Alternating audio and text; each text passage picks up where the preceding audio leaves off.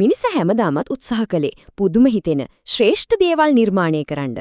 අද අපි යන්නේ ඒ වගේ මිනිස්සු හදපු විශ්මිත නිර්මාණ අතරින් වැදගත්ම නිර්මාණ ගැන හොයාලා බලන ගමනක්. ඉතින් මොනවද මේ මිනිස්සු හදපු පුදුම හිතනම නිර්මාණ? ඇත්තටම ලෝක පුදුමයක් කියලා අපි කියන්නේ මොන වගේ දෙයකටද?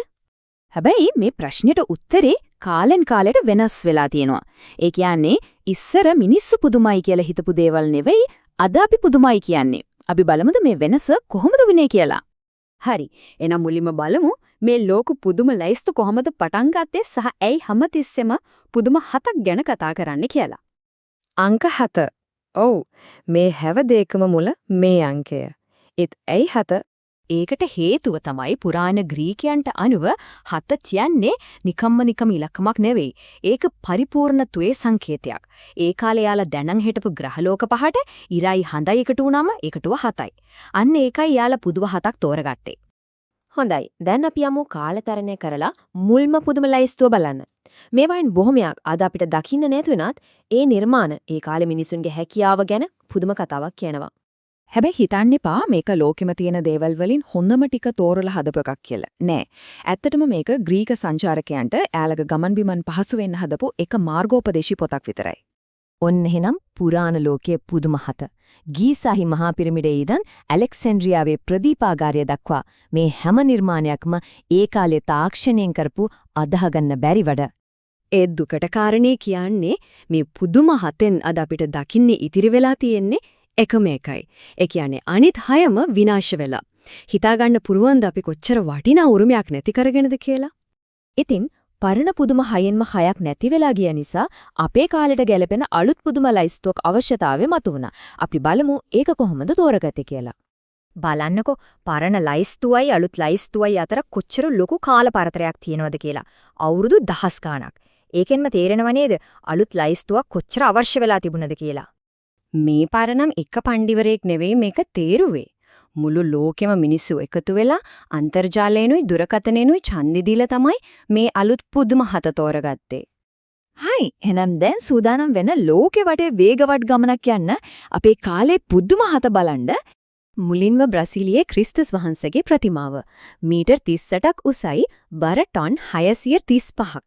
හිතන්නකෝ මේ හැම අමුද්‍රව්‍යයක්ම කන්ද උඩට ගෙනිච්ච දුම්රිය මාර්ගයක් පාවිච්චි කරලා. ඒකම කොච්චර පුදුම හිතන වැඩක්ද. ඊළඟට චීන මහා ප්‍රාකාරය කිලෝමීටර් 6400ක් දිගයි. මේක හඳේ ඉඳන් පේනවා කියලා කතාවක් තියෙනවනේ. ඒක ඇත්තද නැද්ද දන්නේ නැහැ. ඒත් මේකේ තියෙන දැවන්තකම නම් ඇත්තටම පුදුම සහගතයි. දැන් යමු ඉතාලියට. රෝමේ කොලොසියම. එක පාරට 5000කට ඉඳගන්න පුඩියනුණු මේ දැවැන්ත ක්‍රීඩාංගණේ ඉස්සර කාලේ තිබුණේ ග්ලැඩියේටර්වරුන්ගේ ලේ වැగిරෙන සටන්. ජෝදානයේ පෙට්‍රා නගරය.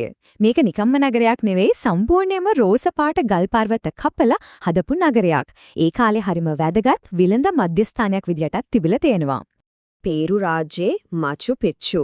මේකේ තියෙන ලොකුම පුදුමය තමයි මේක හැදුවේ ඇයි කියලා තාමත් කවුරුත් හරියටම දන්නේ නැති එක.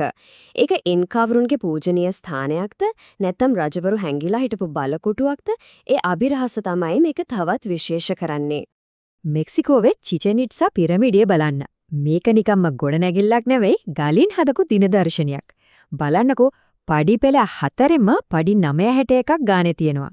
4 වරක් 961ක් 364යි. උඩම තියෙන වේදිකාවත් එකතු කළාම 365යි. හරියටම අවුරුද්දක දවස් ගාන. ඉන්දියාවේ ටජ් මහල.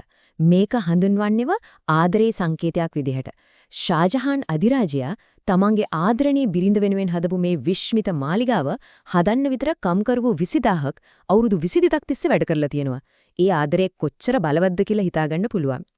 හොඳයි. ඔන්න එනම් අලුත් පුදුම 7 ගැන කෙටි සාරාංශයක්.